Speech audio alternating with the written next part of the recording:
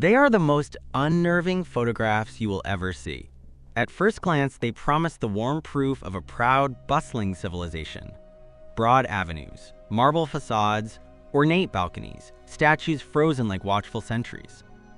The cities in these pictures look immaculate, almost theatrical, streets swept as if by invisible hands, fountains arcing with perfect symmetry, grand buildings stretched along horizons with the precision of stage sets. And then you notice the absence. There are no faces, no carts, no laundry on balconies, no stacks of wood, no crates, no barrels, no horse harnesses. The windows are dark and empty, like blind sockets in a great stone skull. On the rooftops, 1,000 chimneys, not a single thread of smoke. No sign that anyone in those houses had lit a fire, cooked a meal, or warmed an evening room. It is the kind of silence that does not belong to a sleeping city. It belongs to a city that has been paused, washed, and arranged with painstaking care, as if life itself had been erased for the sake of the photograph. If this opening grabs you, do me a small favor now, hit like, and if you enjoy mysteries like this one, subscribe. There's more to come. Not because we're selling anything, but because these pictures demand to be looked at again and again. For decades, the easiest explanation given by historians and photographers has been the same. Early cameras were clumsy things. Plates were slow and exposure times long. People and animals moved, vanished into blurs. The machinery simply could not record them. That argument has merit. It explains many of the quirks of early photography. Some of the earliest images of streets do, in fact, erase motion. They leave behind only what stood still long enough to be fixed on silver and glass. Still, the photographs we're about to follow do not behave like many of those early pictures. They are not accidents of light. They are records of the world arranged and presented as if for inspection. Move through them with patience and the steady eye of an investigator, and other questions begin to form darker, more persistent questions than the one about exposure time.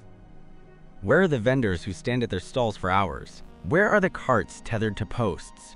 The dung of horses, the broken signs, the patchwork of household life that always cluttered the margins of city streets. Where are the ash heaps, the utility crates, the ropes and ladders, and the tireless clutter of daily survival?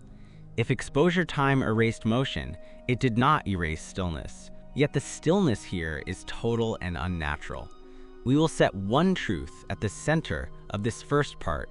Photographs are inventions of both light and intent. A picture tells two stories at once: what the lens captures, and why the photographer chose to point the lens in a particular way. In the images that haunt these pages, the composition is clinical, almost juridical. Wide, full-frame angles, empty sightlines, a focus on infrastructure, canals, bridges, facades, fountains, and the condition of drains and pavements. These seem less like the work of an artist than the work of an inspector.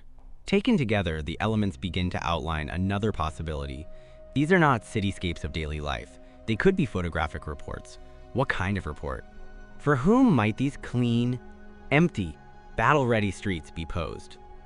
We are suspended between two simple but terrifying possibilities. The first, that we are looking at cities shortly after a catastrophe, places that were emptied and only later swept clean and repaired, prior to being declared habitable once more. The second, that something stranger, more deliberate, more systematic happened. A removal of life on a scale that makes the very idea of repopulation into a political act of monumental proportions. To make sense of either possibility, we have to step away from the streets and up into the sky. If streets are the body of a city, then climate is the pulse that keeps it beating. And in the early 19th century, the pulse of the Northern Hemisphere faltered. You may have heard the phrase, "the year without a summer." It refers to 1816, a year when unseasonable frost, relentless rain, and crop failures ravaged much of Europe and the Americas. The eruption of a single Indonesian volcano, Mount Tambora, in 1815, hurled enormous quantities of ash and sulfur into the upper atmosphere, creating a veil that dimmed sunlight across the world. Temperatures dropped, harvests failed, food prices soared, and desperate people protested in city squares. Scientists and historians now treat that year as a dramatic example of how a single climatic shock can cascade into famine, disease, and social upheaval. But a photograph does not prove a volcanic eruption caused empty streets. It offers a trace, a visual remnant, that must be read against other records: price books, ship logs, parish registers, local chronicles. When those mute paper trails are thin or vanish entirely, the photographs acquire a strange power. They become a stubborn counter-archive, images that suggest a story other documents do not tell. In many records from Western Europe and North America, the aftermath of Tambora is painfully visible. Crops failed. Flooding and frost made grain scarce. People moved, sometimes in panic, from the worst-hit regions toward less damaged lands. Famine bred unrest. Disease followed hunger. The historical consensus is clear that 1816 and the years immediately after were catastrophic for many, though uneven in geography and intensity. And yet when we look at the archive of photographs stretching across the capitals of Europe and beyond, there is a maddening inconsistency. For some regions, we have pages full of official documents and angry petitions. For others, we have near silence. Russia, with its vast fields and colder climate, is oddly underdocumented for this period in ways some scholars still puzzle over. Was there less trouble there? Or was the trouble so comprehensive that the institutions that record events, clerks, parish registrars, the printed press, were themselves victims of collapse? Or worse, were records deliberately removed and refashioned by later hands shaping a different future? We cannot answer these larger historical questions in a single breath. What we can do in this first part is follow the evidence where it leads. Look carefully at the images themselves and let them tell us what they will. The emptiness is not uniform. There are details that are too tidy, too deliberate, pavements repaired, windows full and intact, fountains operational, jets of water leaping into the air while the plazas below them stand empty. These images suggest a very particular moment, not the ruins a catastrophe leaves behind, but the cleaned, prepared husk that remains after reconstruction and before repopulation. Imagine a team of workmen who have swept away the detritus of hurried abandonment. Imagine masons and carpenters repairing facades, glaziers replacing panes, municipal workers flushing sewers and testing fountains. Imagine then a photographer summoned to record the result. The camera will find a city that appears whole but hollow, functional but lifeless. The photographs become a certificate. This place is fit to receive people again. They are, in short, documentation of readiness. But who would need such documentation? What political eye required visible proof that a city was ready? Who decided, and why, that whole populations should be removed and entire capitals prepared for future use? These are the questions that will propel us through the next chapters. For now, hold this image in your mind. A great city, marble, iron, and stone, posed for inspection. The fountains cry in the absence of an audience. The windows stare blankly. A single, almost invisible wisp of smoke might thread the sky above a single roof. It might be a watchman's hearth. It might explain nothing. It might be the last ember of life in a vast frozen place. In the chapters ahead, we will pursue that ember through archives, climate records, eyewitness fragments, and the architecture of silence itself. We will examine the plausibility of exposure-ruled explanations, trace the evidence for wide-scale environmental shock, and follow the inconvenient facts that photographs refuse to let us ignore. Forget, for a moment, the neat theories of long exposure or artistic intent. Just look. Each image is a portrait of perfection without pulse. Streets paved to geometric precision, facades rising like palaces of order and wealth. But stare long enough, and the perfection itself begins to decay before your eyes, because the more flawless the image, the more impossible it becomes. Cities are not perfect. Cities are alive, noisy, cluttered, unpredictable. They breathe. They scatter traces of themselves everywhere. Barrels waiting to be rolled away, horse droppings glistening on cobblestones, laundry flapping in a window breeze, the uneven rhythm of footsteps. And yet here, there is none of it. This is not the silence of dawn before the markets open. It is the silence of something that has ended. In the broad boulevards of Paris, not a single carriage waits for a fare. In Moscow, the alleys are swept clean, the doors shut, the stoves cold. In St. Petersburg, the fountains roar proudly, but not one curious onlooker stands nearby. It's as if every citizen has simply walked out of the frame. all of them, leaving behind only their architecture, their tools, their ghosts. And then there are the windows, the eyes of these sleeping giants. If you've ever walked through an abandoned building, you know the feeling. The air too still, the rooms too clean, as if someone tidied up before leaving forever. These photographs capture that same uncanny tidiness. The curtains are gone. No hint of life softens the angular lines of the panes. Even the balconies, the small bridges between the private and public world, are barren. No chairs, no flower pots, no scraps of cloth catching the sun. Nothing. If this was truly the world of the mid-19th century, where had its pulse gone? The official explanation has always been comforting in its simplicity. Early photographic technology was slow, painfully slow.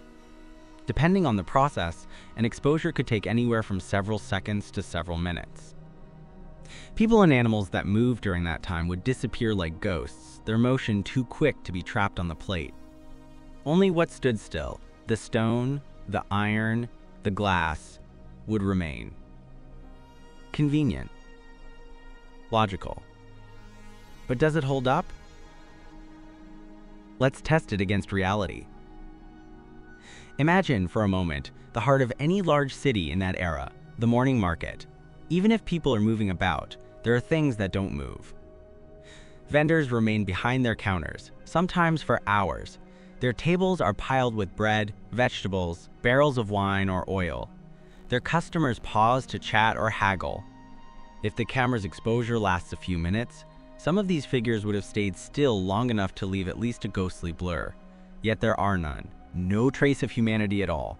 Not even an outline. What about the transportation that made cities function? Horses are restless creatures. Yes, they shift, they stamp, they flick their tails, but they do not vanish. Carriages and wagons, when parked, are stationary masses of wood and iron. Even blurred, they would have registered on the plate as shapes or shadows.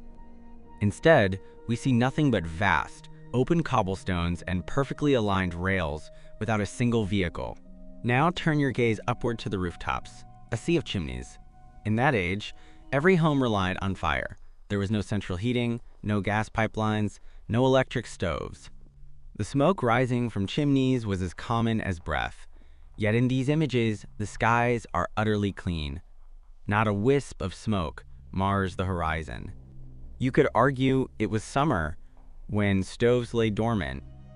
But remember, these cities lay in cold northern climates. Even in July, kitchens still burned fires to cook food. The statistical chance of every hearth going cold at once across entire metropolises is effectively zero.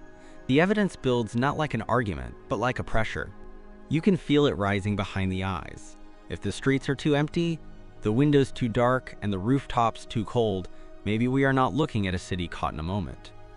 Maybe we are looking at one caught after the moment, a civilization in postscript. Could there have been a mass evacuation? A forced abandonment? Or was it something larger? Something that left every city on Earth gasping at the same time?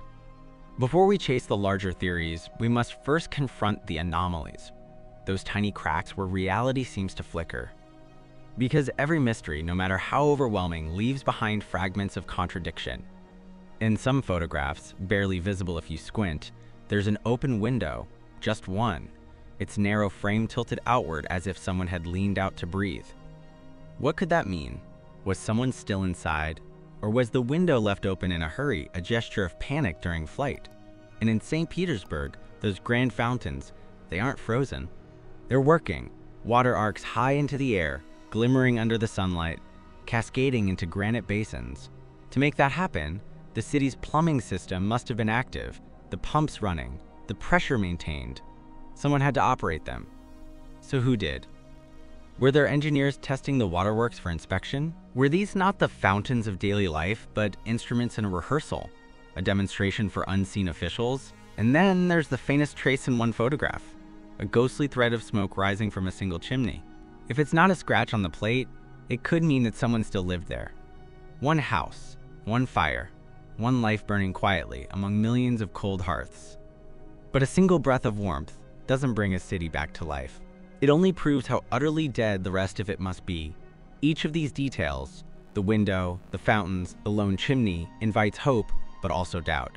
They could be signs of life, or they could be remnants of something far more unsettling, the aftercare of a corpse. An open window could mean the airing out of abandoned homes. Flowing fountains could mark a final test before closure. A wisp of smoke might belong to a watchman or a caretaker guarding an empty district. If that's true, then these cities were not alive but quiet. They were being prepared. Prepared for what? To answer that, we must learn to read the photographs as bureaucrats might have read them, not as art, but as inventory. Look closely at the framing of each shot. There's a methodical consistency, almost an administrative style. Streets photographed in sequence, facades lined in order, entire districts covered like a checklist. It looks less like creative curiosity and more like a government inspection. Each picture says, "We have restored this. It stands ready." Ready for what? Repopulation. It's a shocking idea at first, but the more you study the details, the more it begins to make sense. The absence of clutter, the cleanliness, the tested fountains, the repaired windows. Everything about these cities screams maintenance, not abandonment. These weren't ruins left to crumble. They were relics brought back to order. It's as if some authority, unseen, unmentioned, had carried out an immense operation of repair after something catastrophic. The kind of work you would do if your civilization had nearly ended and you were preparing to bring it back to life. But to repopulate a city, you first have to empty it. And that is where this story begins to blur the line between history and horror. What could possibly have emptied the largest cities of the world so completely, so uniformly, that even their animals were gone? What kind of event could erase millions, freeze fountains, extinguish fires, and still leave behind cities intact, untouched by war, but dead all the same? The answer may lie not in politics or architecture, but in the sky. Because around the same time these ghostly photographs appear, something else was happening. Something colossal, recorded in fragments and whispers. A darkness that fell across continents, a summer that never came, a cold that refused to end. In the next part, we'll travel beyond the city walls, to the frozen fields where the real story began, and where the pulse of the old world stopped beating. The year was 1816, and the world forgot what summer felt like. Across the northern hemisphere, spring never truly came. Snow fell in June, rivers froze in July, and fields that had once shimmered with golden wheat turned gray beneath a sky that never cleared. The sun was pale, weak, as though seen through smoke. People spoke of it as if it had been stolen, its warmth, its color, its mercy. They called it the year without a summer. Official history tells us it began with fire.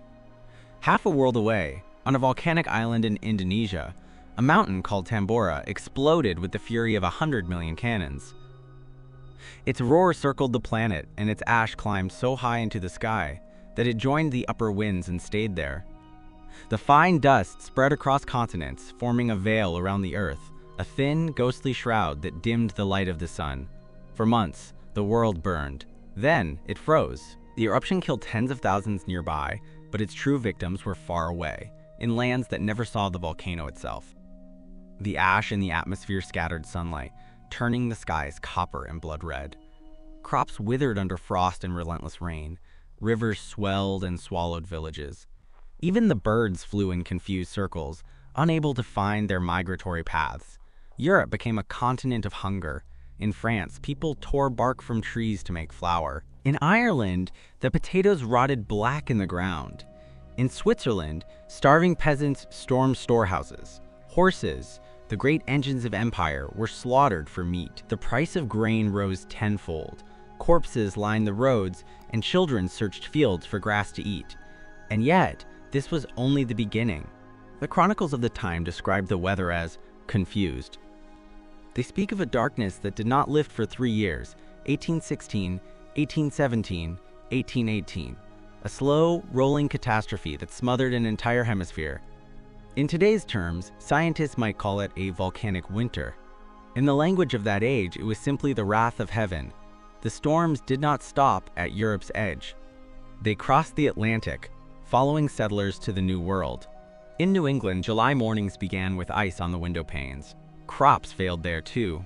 Riots erupted in Pennsylvania and New York. Whole families packed their belongings and left for the Midwest, chasing rumors of sunlight that never came. They found only more gray sky, more frost, more hunger. This was not a local misfortune. It was a global event, a wound that spanned continents. And so the question returns, if even the Americas froze, what of Russia? The empire of endless plains and cruel winters. The strange thing is, history goes silent. For Europe, we have diaries, newspapers, letters written in desperation. For America, we have sermons and town records listing the dead. But for Russia, almost nothing.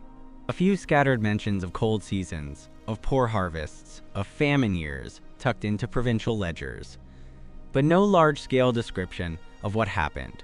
No memoirs, no national chronicle, no lament from the Tsar's court. As if a whole empire had turned to stone and said nothing. Some historians take this silence as proof that nothing unusual happened. But can silence itself be a sign? Not of absence, but of erasure? Imagine the scale of the disaster if it truly struck Russia, a land already cold, already vast, its people dependent almost entirely on the soil. If Europe suffered famine, Russia would have faced annihilation. 3 years without sun means 3 years without grain. Without grain, there is no bread, no feed for animals, no seed for the next harvest. Without horses, transportation collapses. Without fuel, homes freeze. And when every road vanishes under meters of snow, no help can come from anywhere. The empire becomes a graveyard of ice. Now picture the cities. St. Petersburg, Moscow, Kiev, isolated islands of stone in an ocean of white. Their lifelines, the rivers, sealed under a crust of ice so thick that spring itself could not break it. Caravans from the south never arrive. Food reserves dwindle, then vanish. The fires die one by one. The last animals disappear from the streets. And somewhere in that long, sunless twilight, the first desperate acts begin. Hunger makes people inventive at first, then cruel. Dogs and cats vanish. Birds are trapped and eaten. Flour is mixed with bark, soup boiled from leather boots. What follows next is a pattern that repeats itself in every great famine throughout history. Theft, then violence, then collapse. The strong prey on the weak. Law becomes a memory. The city becomes a beast devouring itself. No one writes about it, because the ones who might have written are dying with the rest. The young and the strong flee. They have no destination, only a way, into the forests, where there is wood for fire and perhaps a chance to hunt. The old and sick are left behind. The children, too small to travel, remain in their frozen apartments. When the snow finally buries the streets, the silence returns. The same silence we see in those photographs a few decades later. 3 years pass. And then, one day, sunlight returns. It is weaker, as if afraid to touch what remains. The snow melts, and the cities rot. The thaw reveals what the cold preserved. Thousands of bodies, whole neighborhoods filled with the dead. The air turns poisonous. Wells are contaminated. Animals, wild and feral, move into the cities, feeding on the remains. Epidemics follow, erasing the last survivors who thought the worst had passed. What's left is uninhabitable, a shell of a city filled with disease and memory. Those who survived in the forests avoid returning. They've learned that the cities have become mass graves. And then time moves on. Years pass. The forests begin to reclaim the outskirts. The wind clears the smell. Eventually, someone, perhaps an official, perhaps a new ruler, decides it's time to rebuild. They send workers, masons, engineers. They clean, repair, repaint. They replace windows and restore fountains. They make the city look new again, because the dead deserve a decent tomb, and the living need somewhere to start over. And then, as if to certify the resurrection, a photographer is sent. The task, to document what has been restored. The result, the photographs we see today. Perfect, silent, impossibly clean. But what we're seeing may not be life, it may be afterlife. A civilization's carefully staged rebirth after the Great Freeze. If this theory is true, then those photographs are not glimpses of ordinary cities. They are memorials, funerary portraits of a world reborn from catastrophe, each image a visual statement. It's over now. The streets are ready again. The past is buried. And buried with it, the truth. But the traces are still there, hidden between lines of forgotten history, in the silent ruins beneath our feet. Because every civilization that rises builds itself on the bones of the one that fell before it. In the next part, we'll dig deeper into that buried layer, into what came after the ice, the repopulation, the rewriting of memory, and the chilling possibility that an entire generation was born without a past. When the sun finally returned, it did not bring joy, it brought revelation. The cities that had slept beneath ice now lay exposed, their beauty twisted into horror. Stone monuments rose over seas of decay. Streets that once echoed with wheels and hooves were littered with what remained of a vanished civilization. And yet, amid all that ruin, something extraordinary began to happen. People came back. They came from the forests, from the villages that had endured, from the southern plains that still yielded grain. Some were the descendants of those who had fled. Others were strangers, drawn by rumors of empty houses, of forgotten treasures, of land waiting to be claimed. They came cautiously at first, stepping around skeletons and shattered glass, and when they saw that the plague had burned itself out, that the air was breathable again, they began to settle. This was not a triumphant return. It was a quiet, almost ritual reoccupation, a repopulation not of joy but of necessity. The first to arrive were not families but workers, strong young men sent under official orders. Their task was not to live, but to clean. They shoveled out debris, dismantled collapsed roofs, dragged away the dead. Then came the builders and the engineers, charged with restoring what had once been great. They laid new bricks, painted new facades, and replaced broken glass. Slowly, like flesh growing over bone, the cities began to look whole again. But something was missing. The people who returned were not the same people who had left. They were younger, harder, strangers to the streets they now claimed. The old order, nobles, scholars, artisans, priests, had been wiped away. Those who remained had no memory of how things used to be. To them, the grand boulevards and Baroque palaces were not homecoming sites. They were mysteries, relics from a world they had never known. And so a strange kind of civilization began to form, a society living inside the architecture of ghosts. They inhabited homes built by people whose names they did not know, cooked in kitchens they did not design, slept beneath ceilings painted with symbols they could not read. The cathedrals stood, but the faith that had built them was gone. The library survived, but no one remembered the language of their books. The new inhabitants of the old cities lived surrounded by history, yet cut off from it entirely. The catastrophe had not just killed people, it had severed memory itself. Imagine growing up in a city like that. You play in the shadow of marble statues, but no one can tell you whom they represent. You walk on streets with names whose origins are lost. You enter buildings that feel older than time itself, but every adult insists they were built recently, perhaps only decades ago. History becomes fluid, malleable, something that can be rewritten at will, and someone did rewrite it.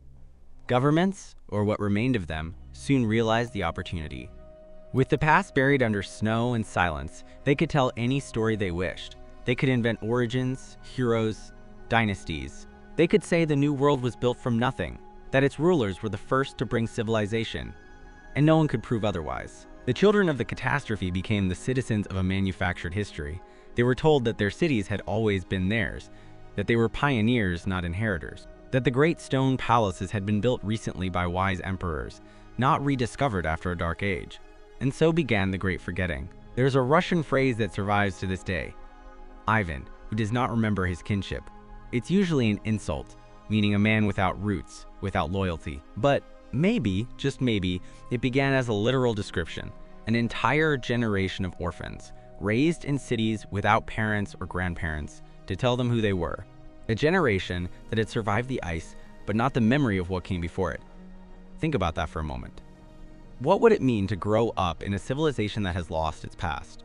Every tradition, every craft, every story erased.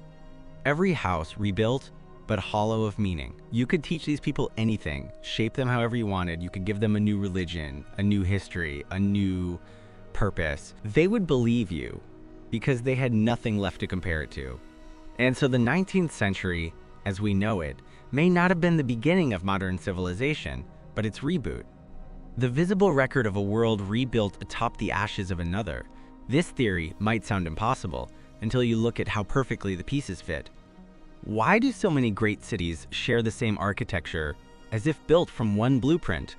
Why do we find neoclassical facades and similar city layouts across continents, from Paris to St. Petersburg, from London to New York, all appearing within the same few decades?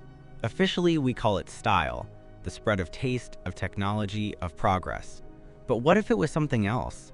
A reconstruction effort? A coordinated reoccupation of the world after the dark century had passed. Those architectural twins might not be evidence of shared fashion, but of shared memory loss.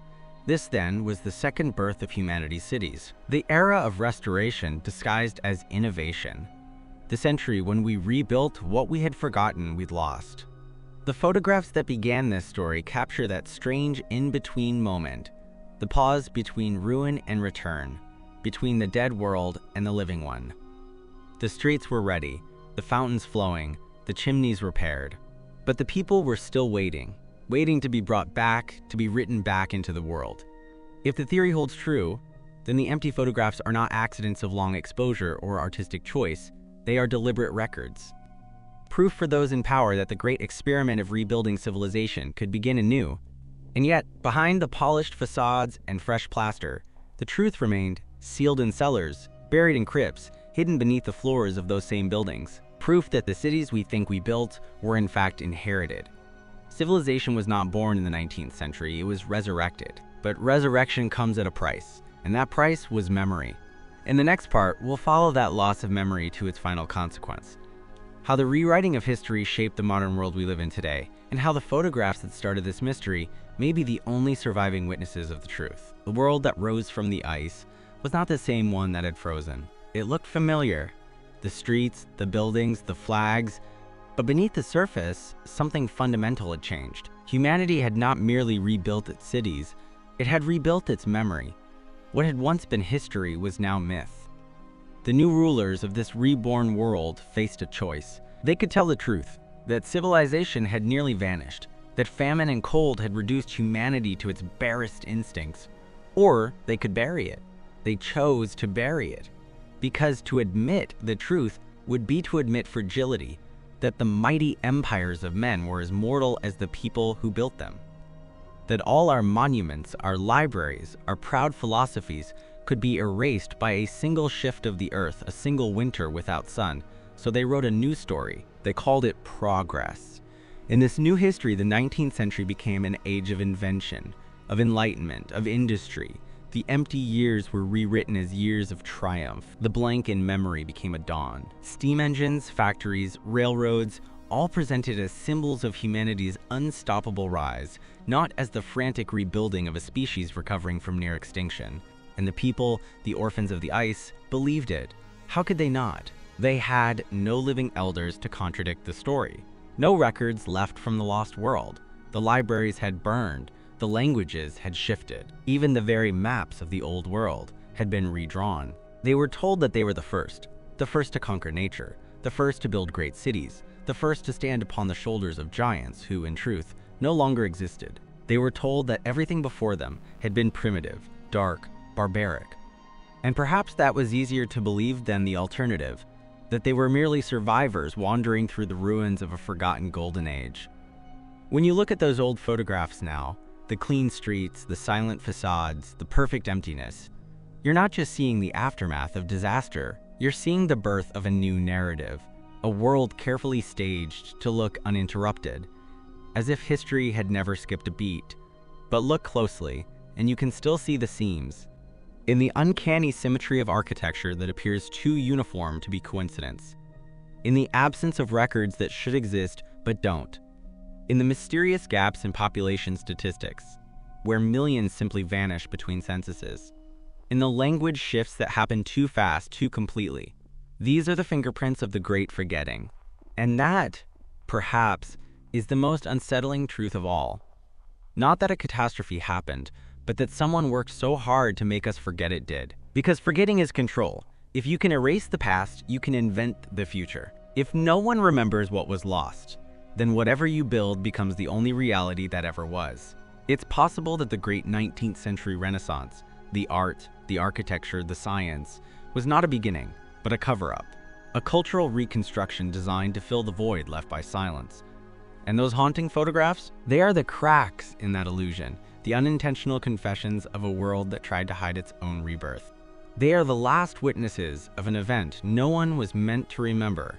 Look at them again. Really look.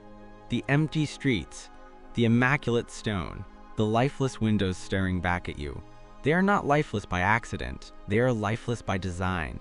Each one is a silent message from a time before our time. This happened. The world died once, and when it woke again, it remembered nothing. Maybe that's why those images still unsettle us today. Somewhere deep inside, a part of us recognizes the truth, that we too are living on the surface of something buried, that the world we call modern might simply be the latest layer of a much older one. And perhaps that's why we're drawn to these mysteries, to the ghosts in glass and stone, to the ruins beneath our cities, because some part of humanity still remembers, even if our history books do not. So the next time you walk through an old European street, admire its architecture, its impossible perfection. Pause. Listen. Beneath your feet, beneath the bricks and the polished stone, lies another world. A world erased. A civilization that lived, died, and was forgotten so completely that only the empty photographs remain to prove it ever existed. And yet, here we are, asking questions again, looking, wondering, refusing to forget. Maybe that's how memory begins. Not with certainty, but with curiosity, with one person daring to ask, what really happened?